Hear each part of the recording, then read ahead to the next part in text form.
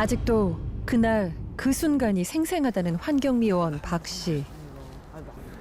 몸살까지 날 것 같더라고요. 그런 건 처음 경험을 했으니까.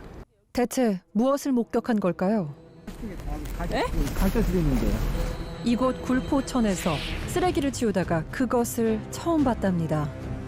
또 쓰레기를 구청 앞에서 쭉 수거해오는 도중에 여기를 이거를 해서 그냥 치운 거거든요. 하천변에서 수거한 마대자루를 모두 인근 쓰레기 집화장으로 가져갔답니다. 그런데 그것만 유독 눈에 띄었다는 겁니다. 그 마대 색깔만 달랐어요. 그 마대 색깔만. 근데 그 마대만 밑으로 떨어진 거야, 여기 일이. 평상시에는 그냥 이런 마대가 이렇게 밋밋하게 이렇게 있었는데 한쪽이 이렇게 동그랗게 있어갖고 공이나 뭐 되나 보지 뭐. 그랬죠. 색깔이 다른 마대자루 하나. 이상한 건 지지대를 세워놔도 그것만 자꾸 굴러 떨어졌답니다. 게다가 둥근 모형의 내용물이 점점 도드라져 보였다는데요.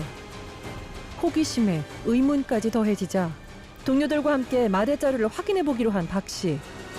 순간 끔찍한 모습과 맞닥뜨렸습니다. 뭐 노란 머리만 보여갖고 마대자루 속에 들어있었던 건 여성의 시신이었습니다.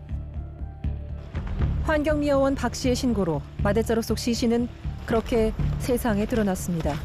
일부분은 부패가 심하고 일부분은 또 미라가 된 상태. 그 머리가 노란색이라고 하던데 그건 맞아요? 노란색이 아니에요. 그 머리 부패가 많이 되다 보니까 이게 부패가 되서 집에 막 붙어가지고 실질적으로 웬만한 여자 머리 스타일인데 옷차림은 집에 편한 그 집안에서 입는 편한 복장입니다. 양말도 신고 있는 상태고 7부바지 정도 신발은 없고 그렇죠. 잠옷 차림이라는 것 외엔 부패가 심해 신원 파악이 어렵답니다. 시신을 거만한 의사에게 좀 더 자세한 이야기를 들을 수 있었습니다. 일단은 처음 그 포대자를 봤을 때는 그 아이가 아닐까 생각이 들었어요. 머리를 두상을 보니까 두상 같은 경우는 다 이제 발달을 한 상태더라고요. 그래서 나이조차 가늠하기 어려웠다는데요. 이상한 건 마대자루 속 시신의 자세입니다. 피부가 이게 멀리서 보면은 사람이 아닐 정도로 이렇게 까만 상태, 미라 직전 그 자세는 그 이제 이렇게 웅크린 자세, 이렇게 뭐 팔다리는 다 붙어 있는 상태였습니다. 시신이 든 마대자루는 하천변에 유기된 뒤 집화장으로 옮겨졌고 몇 번이나 바닥으로 굴러 떨어졌습니다. 그런데도 어떻게 웅크린 자세가 유지됐던 걸까요? 거기엔 중요한 단서가 하나 있습니다.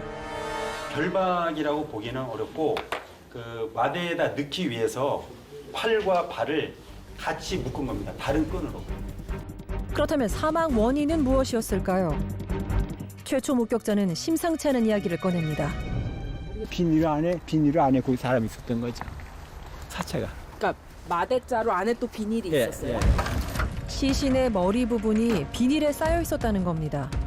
혹시 이 비닐봉지가 사인과 관련이 있는 게 아닐까요? 그 비닐로 조그마한 거 나왔는데 그거는 좀 파악을 해봐야 돼요. 사인은 판단할 수 없어요. 그래도 언제 죽었는지 그 사인 시점도 미상인 거예요. 여기는 너무 부패가 되고 미라가 돼가지고 알 수가 없어요. 사망 원인도 시기도 분명치 않답니다. 그런데 사망 시기를 추정해 볼 단서가 하나 있습니다. 우리가 여기가 10월 28일 날 지나간 자리거든요. 근데 10월 28일 날 여기 할 때는 기억 없었는데 12월 2일 날 왔을 때 여기 있었던 거죠. 환경미화원이 시신이 든 마대자루를 수거한 건 12월 2일. 그 바로 앞 작업일은 10월 28일이었습니다. 그런데 그땐 문제의 마대자루가 없었다는 겁니다. 그러니까 10월 28일부터 12월 2일 사이 시신을 유기했을 가능성이 큽니다. 경찰은 굴포천으로 향하는 모든 길목의 CCTV를 확보해 조사를 진행하고 있었고 그 사이 1차 부검 결과가 나왔습니다. 혈액형은 B형이고 나이 추정은 30대 후반에서 40대 초반. 굴포천 인근 주민들은 불안과 공포에 휩싸였습니다. 무서워서 끌어다니겠냐고요, 여기 사는 사람들. 난리 나버렸죠. 거의 못 잡았다. 이쪽 지역 주민들 조심해서 나가니까 그게 더 무섭다니까. 주민들은 범인이 어떤 사람인지 짐작이 간답니다. 바로 시신을 유기한 장소 때문인데요. 사고 친 놈이 바로 앞에다 버리는 거 있어. 멀리 갖다 버리지. 그 버린 놈이 참 삼성경찰서를 알기 우습게 한 거야. 경찰서 바로 옆에다 버렸어. 인근 주민이라면 바로 옆에 경찰서가 있는 걸 뻔히 아는데 이곳에 시신을 유기하지 않았을 거랍니다. 하지만 현장을 본 범죄 심리학자의 생각은 달랐습니다. 여기 오니까 확실히 감이 잡힙니다. 적어도 이쪽 지역에 거주를 했거나 또는 하고 있거나 다시 말해서 이쪽 지역에 대한 지리감이 뛰어난 사람으로 봅니다. 굴포천은 서울 강서구부터 경기도 부천까지 5개 구에 걸쳐 흐르는 긴 하천입니다. 그중에서도 시신이 유기된 곳은 대단지 아파트와 주택가에 인접한 하천변이었는데요. 자동차로 이동했을 때 최대한 가까이 접근할 수 있는 곳은 하천교 입구입니다. 그곳에서 시신을 유기한 곳까지의 거리는 약 50m. 비탈길을 통해 내려와야 합니다. 좀 더 용이하게 이동할 방법은 아마 산책로까지 들어서는 걸 겁니다. 그렇다면 이렇게 손수레나 자전거로 이동했을 가능성도 있어 보입니다. 전문가는 이곳에 시신이 든 마대자루를 유기한 중요한 이유가 있을 거랍니다. 하천변에 유기를 한다는 것은 다른 사람 눈에 뭐 어느 정도 시간이 지나서 띈다 하더라도 자연스럽게 하천에서 발생하는 그런 어떤 쓰레기로 처리가 될 수 있기를 바라는 그런 마음이 있다라고 봅니다. 실제 굴포천 주변엔 쓰레기가 담긴 마대자루가 쉽게 눈에 띕니다. 마대자루 속 시신이 다른 쓰레기들처럼 소각 처리되는 건 더욱 자연스럽습니다. 실어서 매립장 소각장에다 갖다 소각을 하는 거예요. 완전 범죄가 될 뻔했습니다. 범인은 어쩌면 굴포천의 쓰레기 처리 과정을 모두 꿰고 있는 사람이 아닐까요?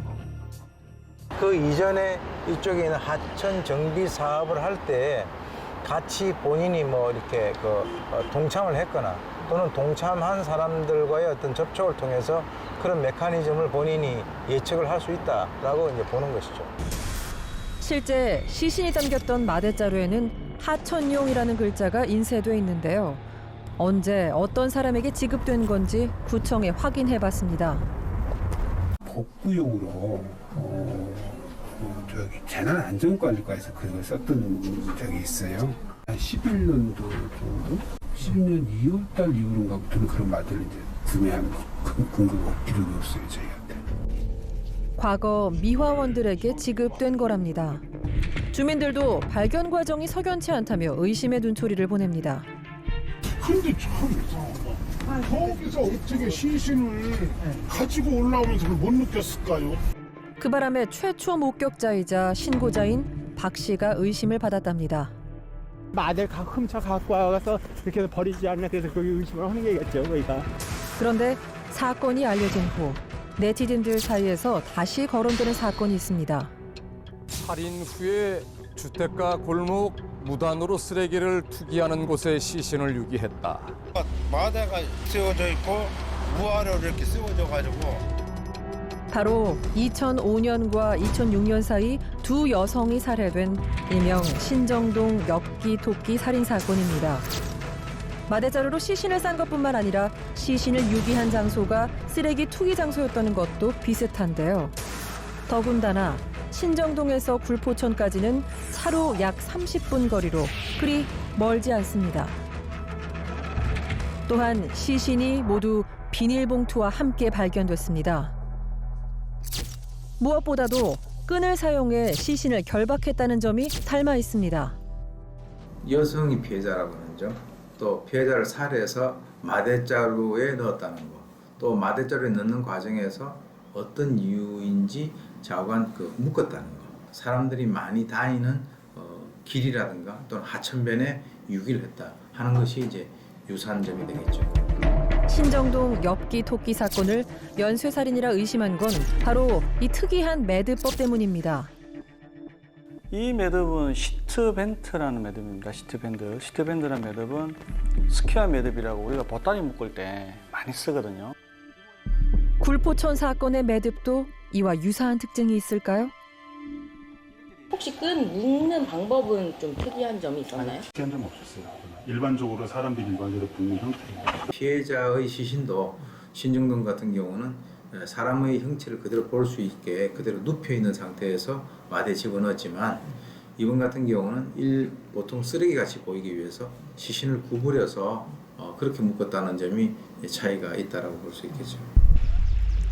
연쇄 살인으로 보기엔 무리가 있다고 전문가는 지적합니다. 사건 발생 2주가 넘었지만 인근에서 피해 여성과 비슷한 실종 신고가 접수된 적이 없다는 것도 심상치가 않습니다. 그런데 사실 그 시신이 발견되기까지 어느 정도 시간이 흘렀음에도 불구하고 전혀 그런 움직임이 없었다라고 하는 것은 조심스럽게 추정하건대 혹시 우리 한국 국적을 가지지 않은 사람이 아니겠는가. 우리가 사건을 취재하면서 주민들에게 자주 들은 이야기가 있습니다. 이 동네에 외국인 그 조선족들이 예전에는 많이 안 살았는데 불과 한 1년 전부터 좀 늘어났어요. 분들이 많이 왔다 갔다 해서 누가 이사 가는지는 몰라요. 여기서는. 만약 외국인이라면 더더욱 피해 여성의 신원과 범인 검거가 어려워질 수밖에 없습니다. 경찰이 공개한 피해 여성의 모습을 잘 봐주시기 바랍니다. 키 150에서 155cm에 나이는 30, 40대로 통통한 체격입니다. 주변에서 어느 날 갑자기 사라진 비슷한 여성을 아는 분들의 제보를 기다립니다.